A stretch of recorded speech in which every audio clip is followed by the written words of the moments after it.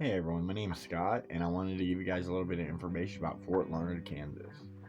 So we visited there today, and it was actually really cool. As you can see here, the old bunks from back in the 1800s when the soldiers and the Indians stayed here. So I'll give you guys a little bit of information on the history of this place here in a second.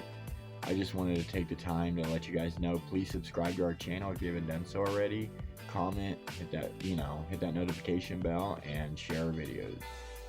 So right here is the mess hall, and as we move toward the back of the room, you can see this is the kitchen that they used to use. So everything's still in the same place it was back then.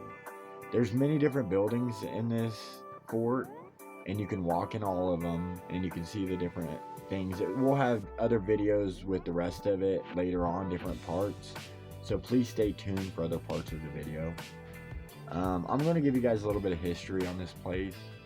So it was built in 1859, and it was to protect travelers and commerce on the Santa Fe Trail, and it also served as a hub for managing relations with Plains Indians. It was a key military post during the Indian Wars, with famous people like Kit Carson and George A. Custer passing through.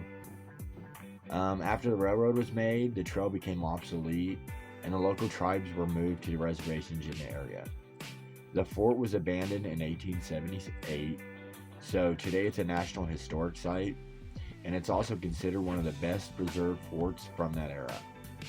Many of the original sandstone buildings are still standing today.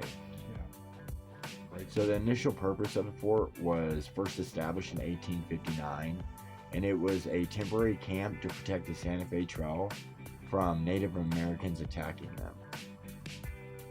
It was renamed to Colonel Benjamin R. Larned, and he was a U.S. Army Paymaster General. The first buildings were made of temporary materials like sod and adobe. It had two roles. It served as a distribution point for the tribal annuities, which led to an unusual situation where large numbers of Native Americans would gather to the fort for that purpose. So between 1866 and 1868, the original structures were replaced with more permanent sandstone buildings you see today. The fort became a crucial post during the Indian Wars, and it provided military protection for land surveys and a federal commissary for Indian Agency. It also hosted many famous officers, including Winfield S. Hancock, George A. Custer, and Kit Carson. The fort was located for the Medicine Lodge Treaty Council in 1867. The 10th U.S. Cavalry, an African American regiment known as the Buffalo Soldiers, they were stationed there from 1867 to 1869.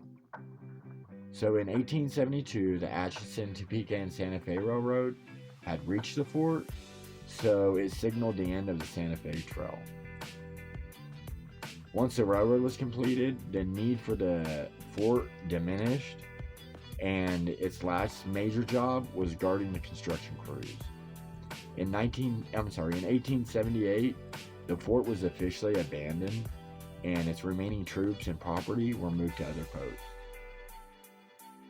From 1885 to 1966, the building was used as a headquarters for the ranch nearby, and the Fort Larned Historical Society began working to preserve the site in the 50s, and it was designated as a National Historic Site in 1964.